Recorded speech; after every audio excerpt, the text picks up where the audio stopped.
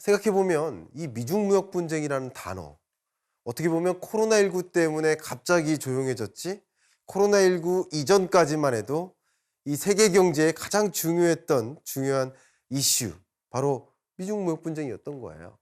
보십시오. 트럼프가 집권한 이후로 미중무역 분쟁이 격화되고 실제 무역 정책이라는 관점에서의 불확실성이 가장 고조됐었던 거예요.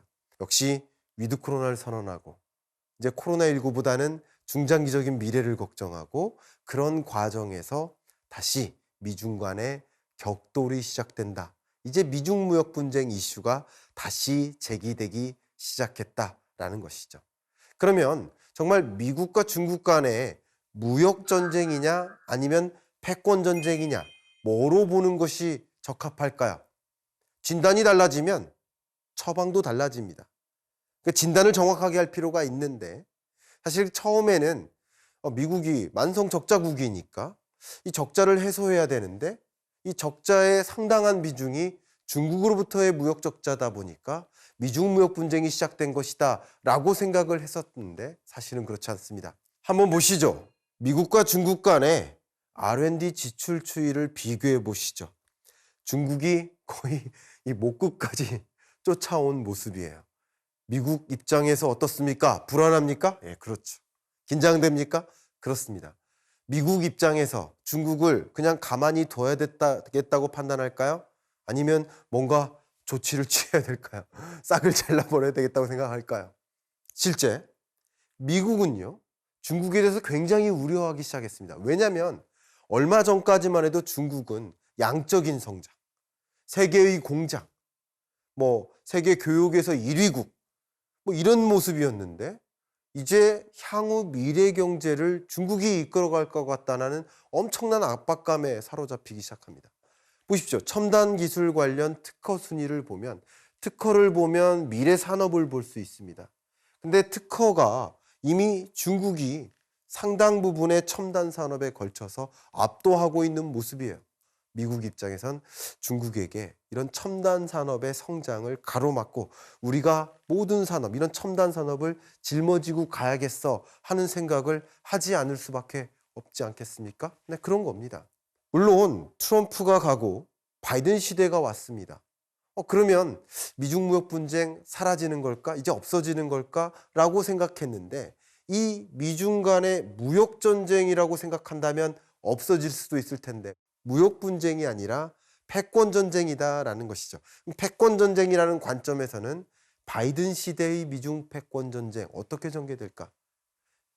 미중 간의 전쟁은 계속되겠지만 바이든은 뭔가 다른 방식으로 패권 전쟁을 진행해 나가겠다라는 생각을 유추해 보시면 도움이 될 것 같습니다.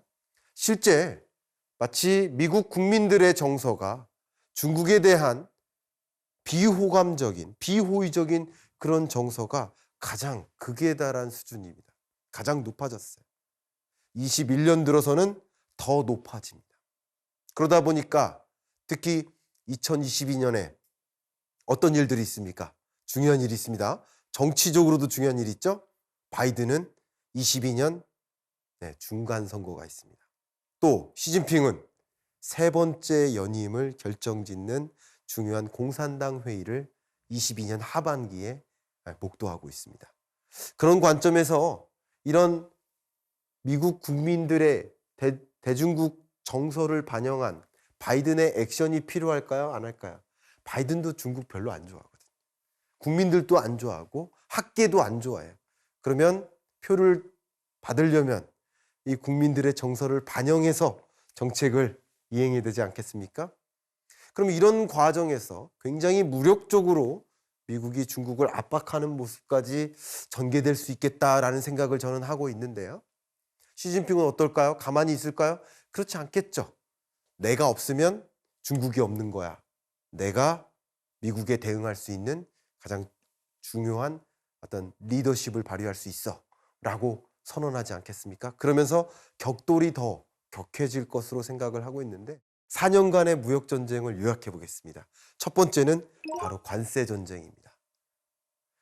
미국이 중국으로부터 수입하는 물건에 대해서 관세를 몇 퍼센트 떼려버리면 이 물건이 판매될까요? 더 이상 저렴한 물건이 아니죠.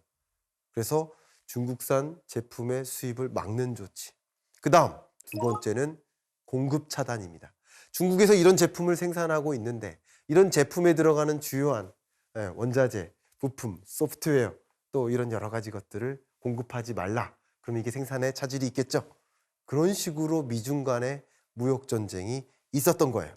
근데 중요한 것은 바이든 시대의 미중 패권 전쟁은 다르다. 어떻게 달라질까요?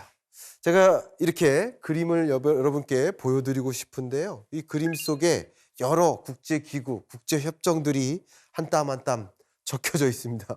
자, 이 국제기구, 협정들의 공통점이 뭘까요? 공통점은 트럼프가 탈퇴한 국제기구나 조약들의 모임. 두 번째 공통점은 뭐가 있을까요? 네, 바이든이 재가입한 국제기구와 조약들의 모임입니다. 제가 왜 국제기구를 운운할까요? 바이든은 국제기구를 적극적으로 활용하는 인물이다. 트럼프 시대의 미중 무역 분쟁은 미국과 중국 간의 싸움이었습니다. 근데 바이든 시대의 미중 무역 분쟁은 미국 우방국들과 또 중국 우방국들 간의 싸움, 진영 대 진영의 싸움으로 흘러갈 가능성이 굉장히 높습니다. 특히 그 진영 싸움 속에서 이 국제기구들을 활용할 텐데 예를 들면 WTO라는 국제기구가 있죠. 근데 중국이 계속 이 WTO라는 자유무역 체제에 걸맞지 않은 행동을 해요. 가장 대표적인 것이 산업보조금 제도죠. 산업보조금을 계속 주니까 경쟁력이 높아요. 가격 경쟁력이 높아요. 근데 이런 생각은 미국뿐만 아니라 미국 우방국들도 비슷한 생각이에요. 아니 얘네들 중국 가격 경쟁력 높을 이유 없는데 산업보조금 계속 주니까 가격 경쟁력이 있는 거야 라고 생각을 하는 거죠. 그래서 WTO를 이용해서 미국 우방국들과 함께 공식적으로 중국을 압박해 나갈 가능성이 높다. 또 여기 보시면 파리 기후변화협약이 있습니다. 이것은 미국이 당선돼서 가장 먼저 행정명령에 사인한 파리 기후변화협약 재가입하라. 가장 먼저 사인한 그 국제기구 재가입 조약 중에 하나입니다. 그때 왜 이것을 염두하고 있을까요? 자, 중요합니다. 중국이 탄소 중립 선언해 놓고서 약속 다 해놓고서 근데 미세먼지 뿜어내고 탄소 저감 노력 안 해요. 그러면 당연히 가격 경쟁력 높겠죠. 그리고 세계 기후변화 위협에 대응하지 않는 모습 싫겠죠. 미국과 유럽은 엄청나게 대응하고 있는데 미국의 우방국들은 선진국으로서 엄청나게 대응하고 있는데 중국은 그런 모습이 아니에요. 그런 모습을 공식적으로 겁박하기 위한 수단으로서 이런 국제기구나 조약들을 활용합니다. 우리는 진영이나 국가 또는 안보, 국방 여러 가지 면에서 미국 편에 있는 게 맞아요. 그러나 경제적으로는 중국에 더 많이 의존하고 있습니다. 단적인 증거가 수출이죠. 우리나라 전체 수출의 수출 대상국 1위국이 바로 중국이고 2위국이 미국인데 2배 가까이 차이 납니다. 우리나라 전체 수출의 약 26%가 중국으로 가고 13% 정도가 미국으로 갑니다. 그만큼 우리나라는 중국에 편중돼서 경제에 의존을 하고 있는데 우리는 이제 바이든 시대의 미중 패권 전쟁에 준비를 해야 됩니다. 어떤 준비가 필요하죠? 실제 얼마 전에 요소수 사태 경험하지 않았습니까? 요소수 사태는 왜 왔습니까? 미국 우방국 그 줄에 서 있는 호주가 마음에 들지 않은 거예요. 마음에 들지 않으니까 처음에 뭐를 가지고 공격했죠? 호주산 와인에 대해서 관세를 200% 이상 때립니다.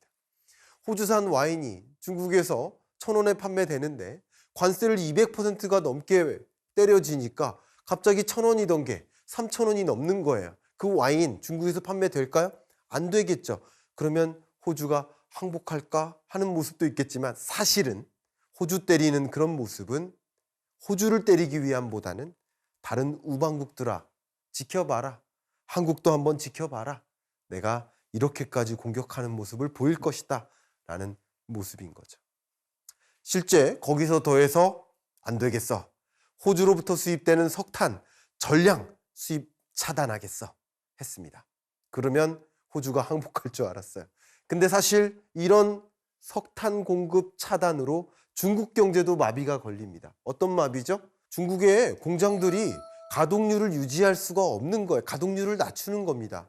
전략적으로 그럴 수밖에 없습니다. 전력량이 부족해지니까. 근데 또 생각해 보니까 2022년부터 봄부터 이제 농업을 해야 되는데 농업을 하려면 뭐가 필요해요? 비료가 필요해요. 근데 석탄으로부터 암모니아를 추출하고 이 암모니아를 이용해서 비료를 만드는데 또 거기서 요소를 만드는데 농업용 요소, 또 산업용 요소, 또 차량용 요소가 있다 이렇게 생각하시면 좋겠습니다. 근데 농업용 요소가 부족할 것이라고 전망이 되는 거예요. 그러니까 어떤 조치를 취합니까? 요소 공급 차단. 그러니까 한국에게도 요소 공급하지 말라. 이렇게 된 거예요. 결과적으로 우리는 요소수 대란을 경험한 겁니다. 결국은 요소수 대란이 만약에 장기화될 경우 여러분이 여러 온라인 쇼핑을 이용하는데도 장애가 걸려요.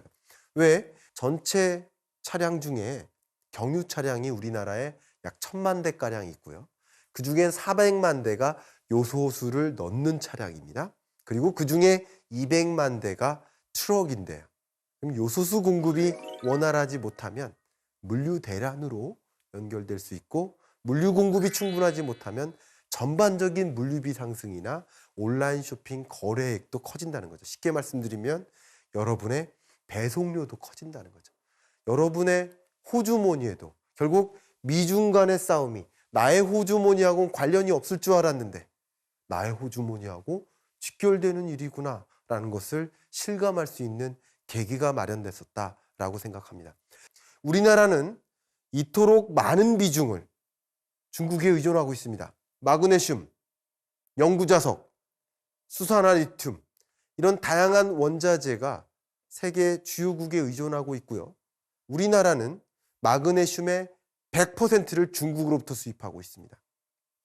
근데 이 마그네슘이 어디에 쓰입니까? 자동차에 쓰여요. 스마트폰에 쓰여요.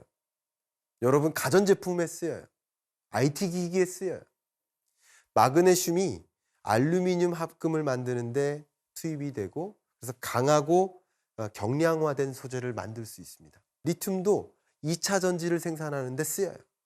결국 전기차, 신재생에너지, 그리고 IT 첨단, 반도체 이런 우리나라의 핵심 산업에 걸쳐서 그리고 신성장 동력 산업에 걸쳐서 걸림돌로 작용될 수 있다는 거예요. 결국은 위드 코로나를 선언했지만 미중 간의 패권 전쟁이 전개되고 패권 전쟁의 모습이 더 격화되거나 기존에 있었던 방식이 아닌 다른 방식으로 전개되면서 공급망 대란이 현실이 됐고 이게 어떻게 보면 세계 경제의 회복을 막는 걸림돌 역할로 작용할 수 있겠다라는 우려도 함께 됩니다.